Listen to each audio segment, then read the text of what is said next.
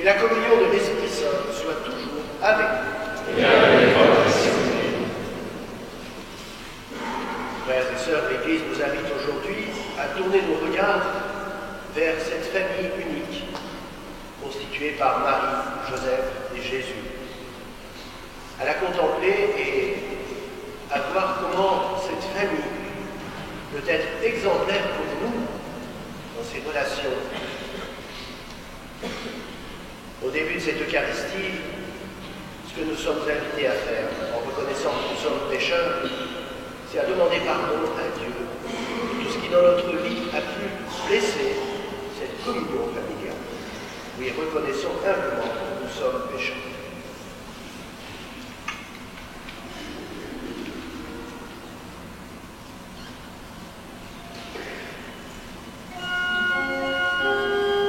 Seigneur Jésus, envoyé par le Père, pour guérir et sauver les hommes, en pitié de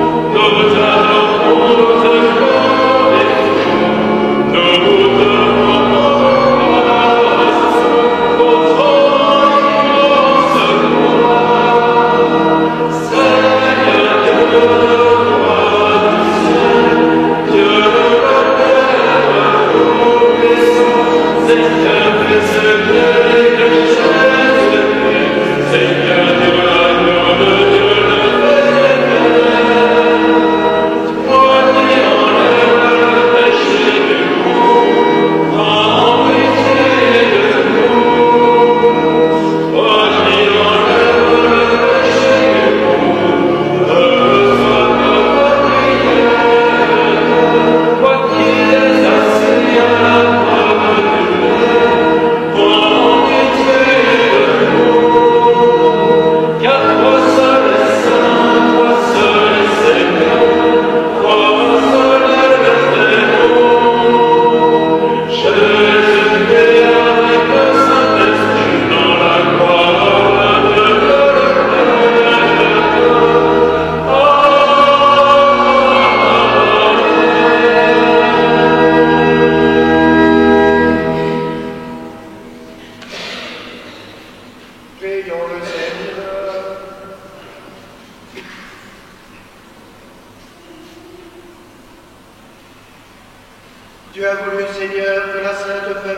a donné en exemple. Accorde-nous la grâce de pratiquer comme elle les vertus familiales et d'être unis par les liens de ton amour, avant de nous retrouver pour l'éternité dans la joie de ta maison. Par Jésus-Christ, ton Fils, notre Seigneur et notre Dieu, qui vit et règne avec toi dans l'unité du Saint-Esprit, pour les siècles des siècles.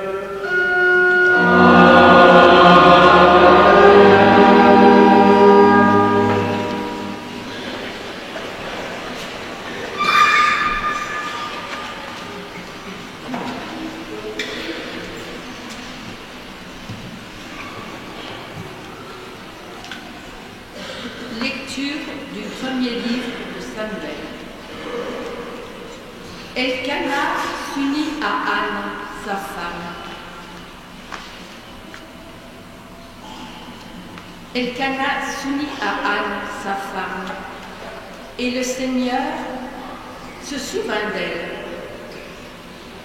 Anne conçut, et, le temps venu, elle enfanta un fils. Elle lui donna le nom de Samuel, c'est-à-dire Dieu exauce. Car, disait-elle, je l'ai demandé au Seigneur. Elkana, son mari, monta au sanctuaire avec toute sa famille pour offrir au Seigneur le sacrifice annuel et s'acquitter du vœu pour la naissance de l'enfant.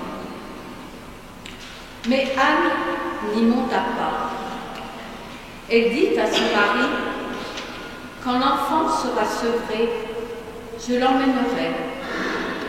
Il sera présenté au Seigneur et il restera là pour toujours. »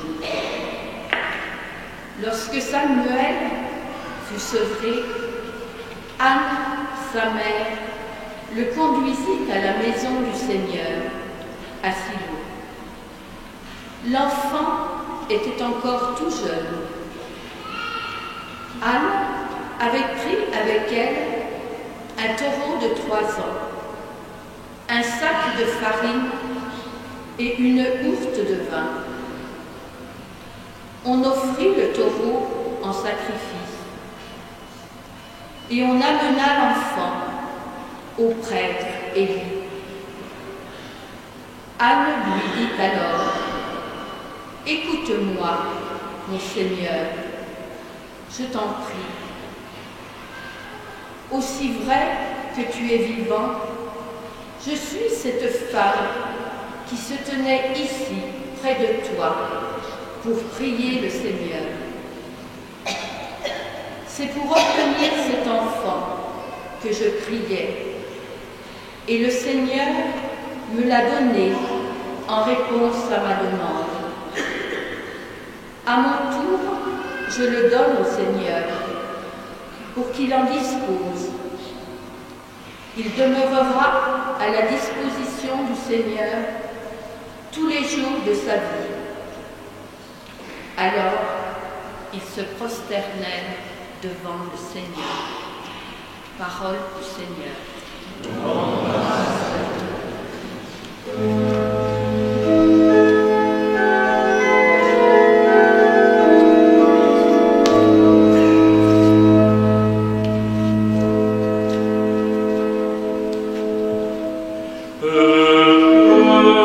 Les habitants de ta maison, Seigneur. Les habitants de ta maison.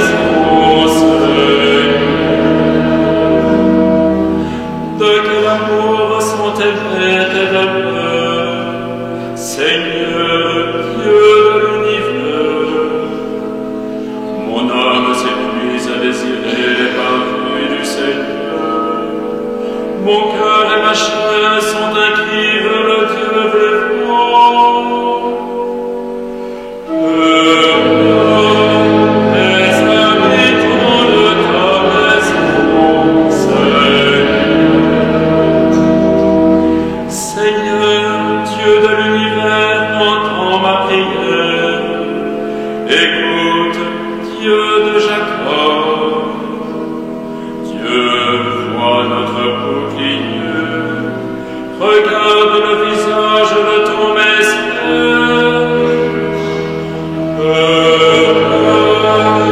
Les habitants de ta maison, Seigneur. Heureux les habitants de ta maison, ils pourront te chanter encore. Heureux les hommes dont tu es la force, des chemins s'ouvrent dans leur main. Heureux les habitants de ta maison, Seigneur.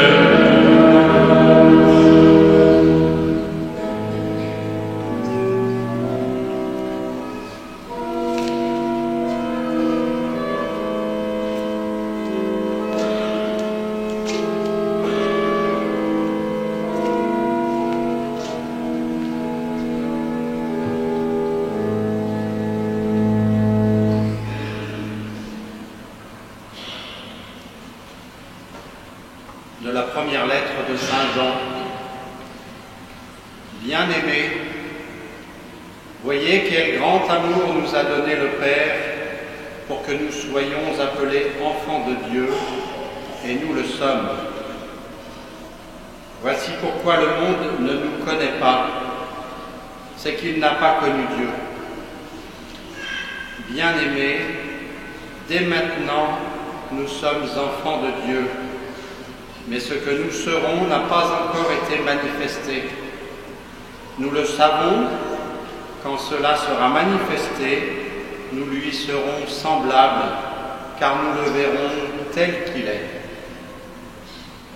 Bien-aimés, si notre cœur ne nous accuse pas, nous avons de l'assurance devant Dieu. Quoi que nous demandions à Dieu, nous le recevons de lui, parce que nous gardons ses commandements et que nous faisons ce qui est agréable à ses yeux. Or voici son commandement, mettre notre foi dans le nom de son Fils Jésus-Christ et nous aimer les uns les autres comme il nous l'a commandé. Celui qui garde ses commandements demeure en Dieu et Dieu en lui. Et voilà comment nous reconnaissons qu'il demeure en nous, puisqu'il nous a donné part à son esprit. Parole du Seigneur.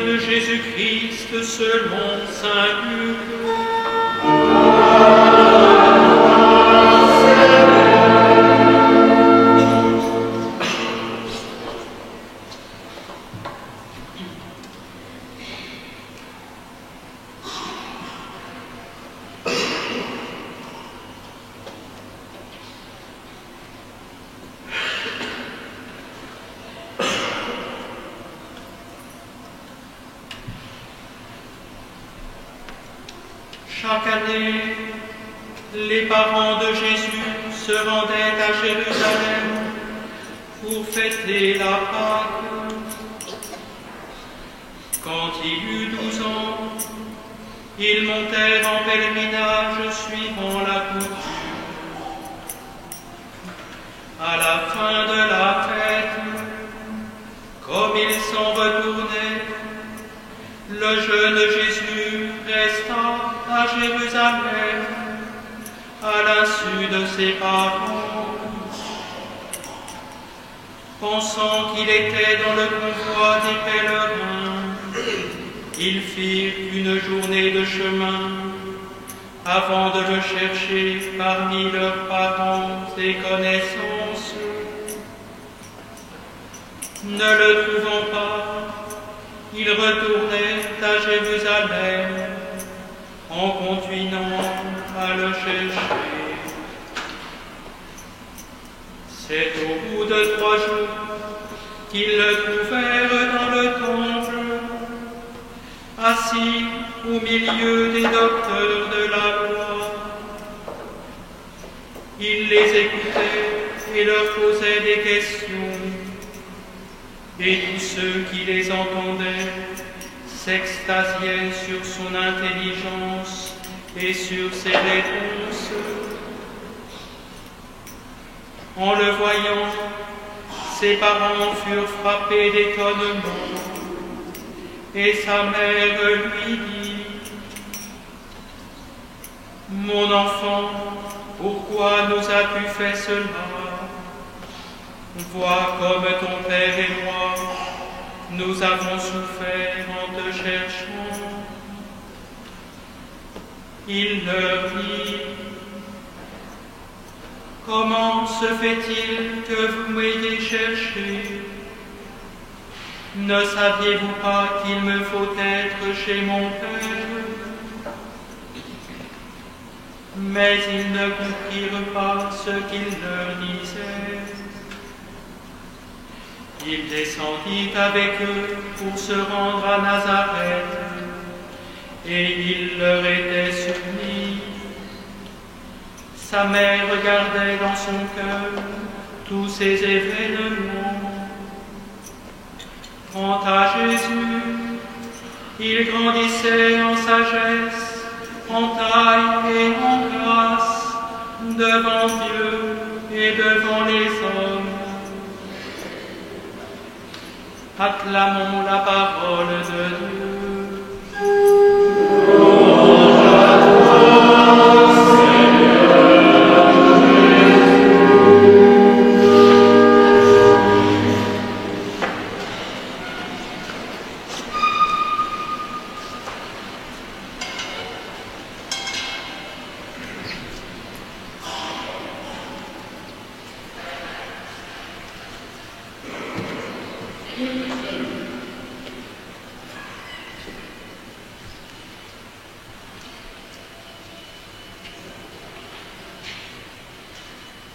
La fête de la Sainte Famille est pour nous l'occasion de réfléchir un petit peu au mystère de la famille chrétienne.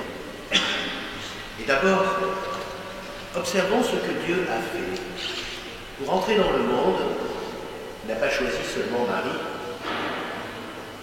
Il n'a pas attendu d'avoir le oui de Marie.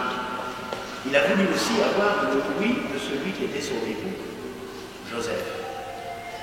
En effet, lorsque Joseph a réalisé que Marie était enceinte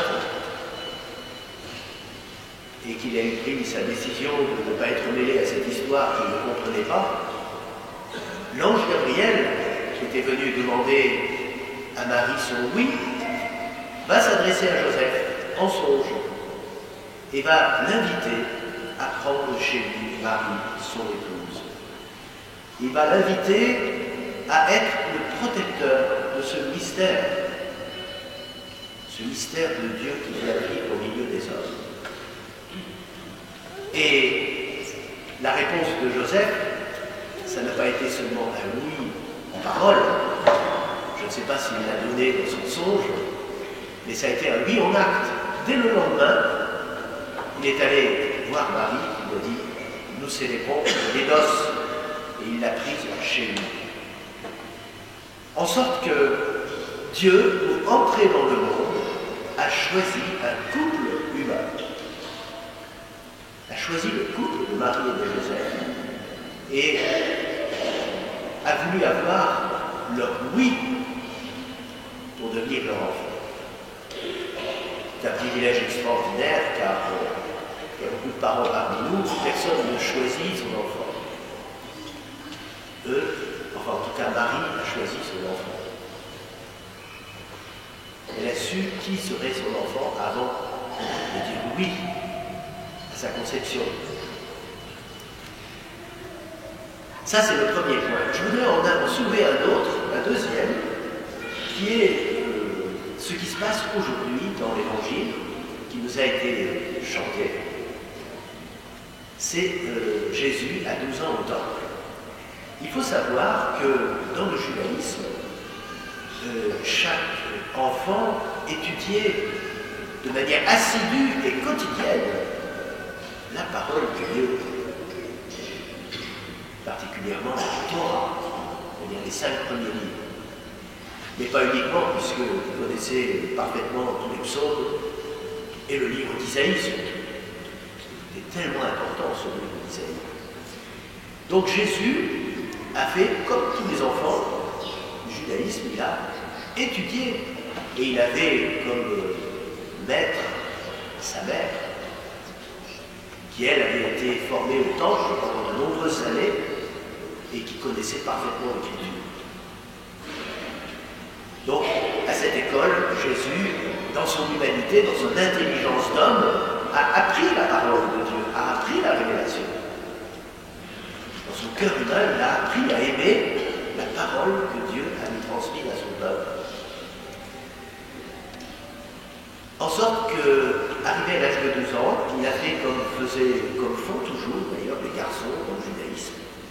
Il a passé sa bar mitzvah, l'examen de fin d'étude de la parole et qui, lorsqu'on le réussit, va faire de vous un adulte dans la foi. Et donc il est monté au temple avec ses parents pour la Pâque. Il avait 12 ans et il va passer son examen, sa bar mitzvah, avec un tel succès que les docteurs de la loi qui l'ont interrogé veulent le revoir, discuter avec lui. Parce qu'ils avaient été stupéfaits par la qualité de ses réponses. Et les questions qu'il posait, très judicieuses. Et Jésus va rester à Jérusalem à la suite de ses paroles. Un petit détail pratique qui peut vous expliquer comment ça a pu se produire, cette absence de Jésus au retour, c'est que lorsque les pèlerins arrivaient à Jérusalem, la dernière étape, ils faisaient cette étape séparément. Les hommes ensemble, en chantant les psaumes des montées vers Jérusalem, et puis les femmes avec les enfants, les personnes âgées, faisaient le pèlerinage de leur côté, allaient s'installer au campement. Et tout naturellement, Jésus était avec sa mère à l'aller. Et au retour, comme il avait passé l'examen qui faisait de lui un adulte dans la foi, logiquement, il aurait dû faire le retour avec son père. Mais étant donné qu'il y avait un lien quand même très particulier entre Marie et Jésus, Joseph s'est pas inquiété. Il a pensé qu'il était avec sa mère. Et c'est donc seulement le soir, le premier jour de marche, qu'ils vont réaliser que Jésus n'est pas là. Quelle inquiétude! Quelle inquiétude! Ils vont mettre 3 jours à retrouver. Ils ont dû avoir les cheveux blancs. Quel drame! Dieu leur avait confié ce trésor, et voilà qu'ils l'avaient perdu. Ça a dû être horrible. Horrible ce qu'ils ont vécu à ce moment-là. Et on comprend alors l'exclamation de Marie quand il voit Jésus au milieu des docteurs.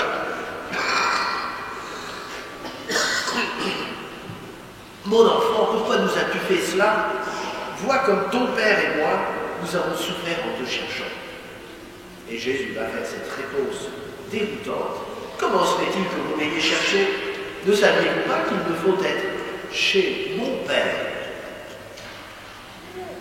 Il leur rappelle de façon, je dirais, cinglante, qui il est. Je ne pense pas que Marie et Joseph avaient oublié.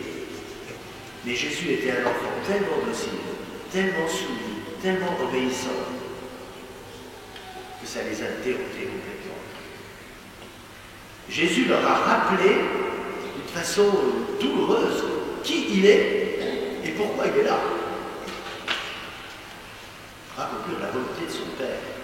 accomplir l'œuvre que le Père lui a donné à faire. Et elle commence à 12 ans. Jésus vient d'entrer dans l'âge adulte dans la foi d'Israël, et il va commencer son ministère là, en parlant aux docteurs, les grands docteurs d'Israël. Certains sans doute seront encore vivants 18 ans plus tard, lorsque Jésus commencera sa vie publique. Donc, est-ce qu'ils ont fait le rapprochement? Ça, c'est des questions qu'on aimerait bien connaître. En tout cas, moi, je la poserai en arrivant au ciel. Est-ce que vous n'êtes pas posé la question de savoir si ce prophète, là, c'était pas cet enfant que vous aviez connu quelques années avant? En tout cas, voilà. Jésus revient avec ses parents à Nazareth. Et là, regardez bien, il leur était soumis. Le Fils de Dieu, fait homme, devenu adulte dans sa foi, est soumis à ses parents. Alors tous les enfants parmi nous, et les ados en particulier, vous voyez ce que ça veut dire, hein? Soumis à ses parents. Sa mère gardait tous ces événements dans son cœur, et Jésus grandissait en sagesse, en taille et en grâce devant Dieu et devant les hommes. C'est le fruit de sa soumission. Il va grandir en sagesse, en taille et en grâce, accompagné dans sa croissance par ce double tuteur absolument exceptionnel de deux grands saints, Marie et Joseph. Ils vont faire grandir Jésus, ils vont le conduire à son âge adulte. Joseph va en faire un excellent artisan qui va être apprécié de la clientèle parce qu'il travaille admirablement bien. Et Marie va façonner son cœur pour faire l'un et l'autre tous les deux, mais voilà, chacun plus dans sa branche. Et Marie va lui transmettre cette connaissance de la parole, cet amour de la parole. Alors, je voudrais en tirer quelques leçons pour nos familles. D'abord, la première leçon que je voudrais en tirer, c'est que Dieu a voulu la famille dès l'origine. Il a voulu la famille, le couple humain fécond, comme image de la Trinité, image de ce qu'il est en lui-même. Dieu crée l'homme à son image et à sa ressemblance, pas l'individu humain seulement, c'est le couple humain. La famille humaine est créée à l'image de la famille humaine. Mais surtout, ici, nous sommes dans le début de la Nouvelle Alliance. Quel va être le sens du couple humain dans la Nouvelle Alliance? Et bien, dans la Nouvelle Alliance, pour vous référer à la lettre aux Éphésiens, vous allez avoir un déclarage nouveau, c'est-à-dire que le couple humain n'est plus seulement ce qui nous révèle le mystère intime de Dieu, la communion des personnes de Dieu, mais le couple humain va aussi être à l'image du mystère du Christ et de l'Église. Le Christ étant l'époux, l'Église l'épouse, et le Christ a donné sa vie pour son épouse. Jusqu'à mourir sur la croix, il a versé son sang pour sanctifier son épouse, pour se la présenter à lui-même, cette épouse, sainte et immaculée dans sa présence. Eh bien, c'est comme ça que l'homme doit aimer sa femme. Ce qui fait que le couple humain, lorsqu'il reçoit le sacrement du mariage, consacré par le sacrement du mariage, acquiert une vocation extraordinaire de manifester la beauté de ce mystère du Christ et de l'Église. Là, on touche à une dimension extraordinaire du mariage. C'est une vocation, au même titre que devenir prêtre, religieux ou religieuse. C'est la vocation commune à laquelle tout baptisé est appelé. S'il n'est pas appelé à une autre vocation spéciale. C'est la vocation commune. Alors, cela veut dire que les parents, vous avez comme rôle d'accompagner la croissance humaine et spirituelle de votre enfant. Votre famille, votre couple et votre famille devient une petite église domestique. Une petite église à l'image de la grande église. C'est là que votre enfant, vos enfants, vont apprendre à l'école de l'amour ce que c'est qu'aimer. Aimer comme on doit aimer les enfants de Dieu. Aimer comme le Christ nous a aimés. Ça nous a été rappelé dans la lettre de Saint Jean. Or voici son commandement, mettre notre foi dans son nom, dans le nom du Fils de Jésus-Christ, de son Fils Jésus-Christ, et nous aimer les uns les autres comme il nous l'a commandé. Nous aimer les uns les autres en lui. Voilà la vocation des parents. Vous voyez, c'est pas seulement de faire de bonnes études, hein. C'est d'abord de faire des saints, de les aider à devenir eux-mêmes. Et alors, la perte de Jésus à Jérusalem et ses retrouvailles ensuite nous donne un autre enseignement, c'est que le rôle des parents, c'est qu'à un moment, il faut qu'ils lâchent leurs enfants. Parce que c'est ça le but. Il faut que l'enfant devienne ce que Dieu veut qu'il soit. Qu'il accomplisse la volonté de Dieu sur lui. Ce que Jésus a fait là. Il est dans la maison de son Père. Il va accomplir la volonté de son Père. Donc voilà le rôle des parents. C'est aussi de permettre à l'enfant de trouver qui il est, quelle va être sa vocation dans le monde, quelle va être sa place. Il ne s'agit pas que les enfants projettent leur désir sur leurs enfants, que les parents projettent leur désir sur leurs enfants, vous voyez, que ce qu'ils n'ont pas su faire, ils voudraient que leurs enfants le fassent. Malheureusement, ça arrive. Mais il ne faut pas que ce soit comme ça. Il faut que le souci des parents soit de permettre à l'enfant de devenir ce que Dieu veut qu'il soit. Sa sainteté personnelle, sa place dans le monde, au service des autres pour y vivre l'amour du prochain comme le Christ nous l'a enseigné. Voilà, alors frères et sœurs, et bien en ce jour, tournons-nous vers cette famille unique, exceptionnelle, qui a été constituée par Marie, Jésus, Joseph. Demandons-leur d'intercéder pour nos familles, pour que nos familles soient vraiment saintes et qu'elles soient une école où, comme dit le pape Jean-Paul II, est gardé, révélé et transmis l'amour.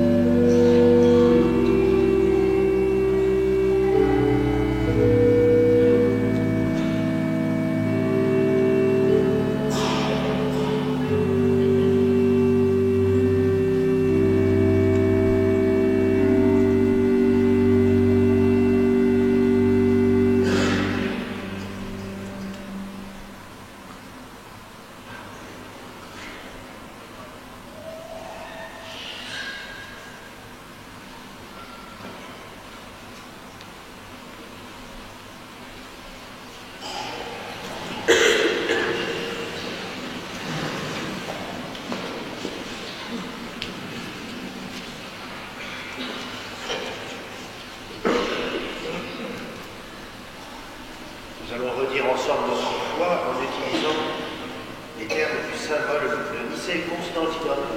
Et lorsque nous dirons par l'Esprit Saint qu'il a pris chair de la Vierge Marie et c'était homme, nous inclinerons, ceux qui le veulent peuvent aussi mettre un genou en terre et nous ferons un petit temps d'arrêt pour adorer ce mystère de la venue de Dieu au milieu des hommes dans l'incarnation.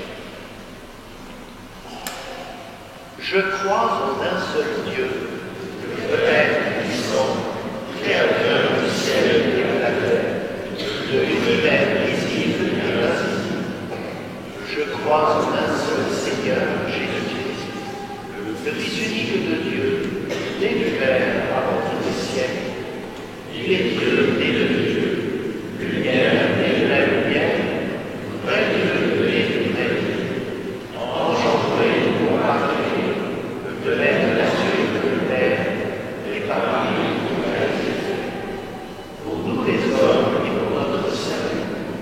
descendu du ciel, par l'Esprit Saint, la chair de la Vierge Marie,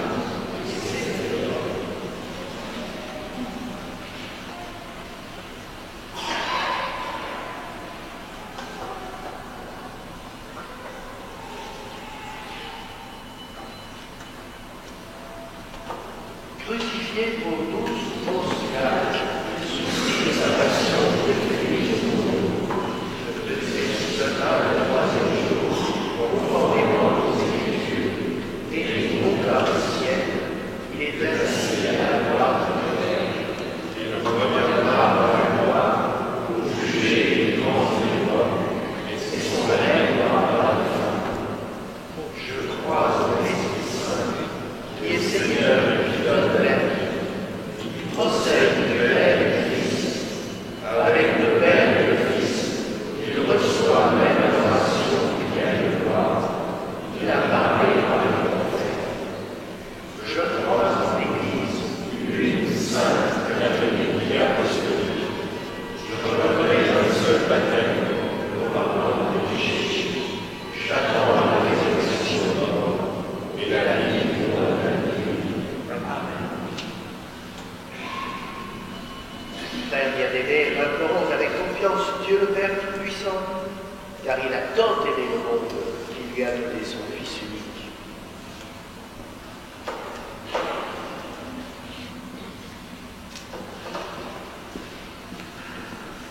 Entre chaque intercession, nous reprendrons « Ô Christ Emmanuel, exauce ».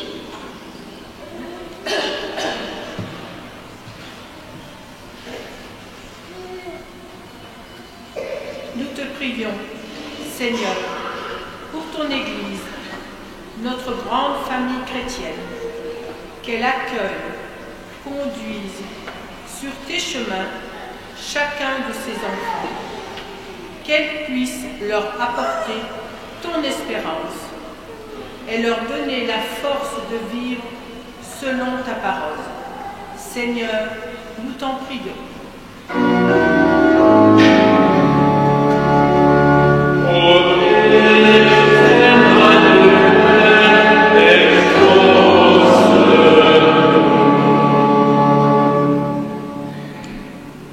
Comme bien des parents, Joseph et Marie ont connu des inquiétudes, des interrogations au sujet de celui qui leur avait été confié. Que l'exemple de leur calme, de leur confiance, vienne aider tous ceux qui veulent protéger, défendre leurs enfants de tout péril, soit aux côtés de tous les parents, des éducateurs, des enseignants. Nous t'en prions, Seigneur.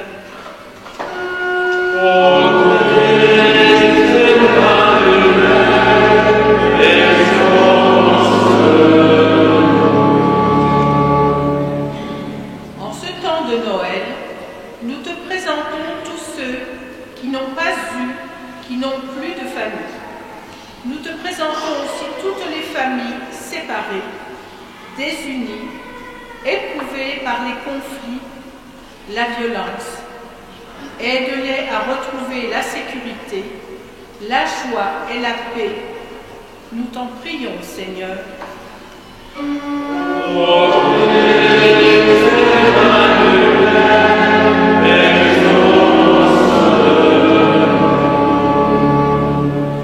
Seigneur, nous te rendons grâce pour l'esprit de famille qui règne dans nos communautés paroissiales.